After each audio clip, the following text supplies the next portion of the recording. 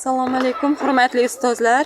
Kasbiy rivojlanish kuni tadbirlarini o'rganish uchun Zardo'r tumaniga tashrif buyurdik. 24-sonli maktabda rus tili fanidan kasbiy rivojlanish kuni hamda ona tili va adabiyot fanidan kasbiy rivojlanish soat tadbirlarini o'rganishni boshladik. Darsga uni olib kirishingiz kerak. O'quvchida bizni ta'lim berishimizda natijasini ko'rishimiz kerak. Agar natijasini ko'ra olsak, ishimizni ommalashtirishga ham bizga katta yordam beradi. Mana Alisani ko'rib turibsiz.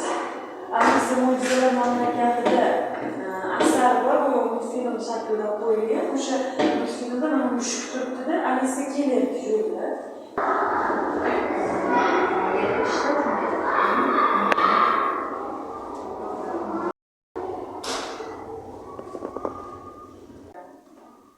deb ko'proq hisobladik, chunki shaxsiy rivojlantirishda masalan nima qilamiz?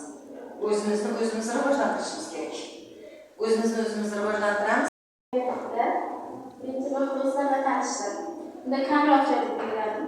Chunki asosan yarim kun ishim maktabda bo'lgan bo'lsa, yarim kun uyda, ya'ni farzandlar, kelinliklar oila davlatida, shuning uchun do'stlarga hozircha kamroq belgiladim. Demak, bir ayol nuqtai nazaridan qaraydigan bo'lsak, shaxsiy rivojlanishda imijingiz, o'ziga xoslikka intilasiz boshqalardan ko'ra, eng so'nggi rusumdagi va o'zingizga yarashgan liboslarni kiyishga yoki soch turmaydi yoki bo'lmasa oilada aytaylik, yaxshi oila bekasi yoki mehribon ona, yaxshi kelin mas'uliyat his qilgan holda har tomonlama namuna bo'lishga harakat qilasiz va qodir ayol.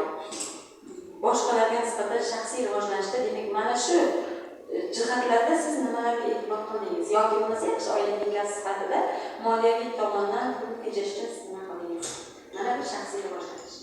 Endi kasbiy rivojlanishga keladigan bo'lsak, demak bu bizni hamkasblar orasida o'ziga xos o'ringa ega bo'lishimiz, kasbimizga mas'uliyat bilan yondashib, yaxshi natijalarga erishishimiz va yaxshi natijaga erishishda ustoz aytganlaridek rejalashtirgan holda darsni tashkil qilishimiz.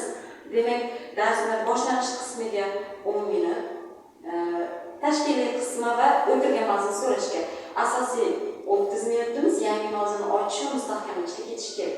Agar biz o'sha taqsimlashni to'g'ri qilib, o'quvchi bilan guruhda ishlay olishga erishsak, bizda natija bo'ladi. Va yana kasbiy faoliyatda sertifikatlarga ega bo'lishimiz va bu yerda endi tahlil qilganda siz shu narsaga e'tibor qilasizki, qaysi kam ekan. Malaka oshirishi, toifa har xil sertifikatlarga tayyorlanib, sertifikatlar olishi bu shaxsiy rivojlantirish bo'ladi. Kasbiy rivojlantirish bo'lsa, kasb doirasida o'zining bilim saviyasini oshirib borishni hisoblaydi.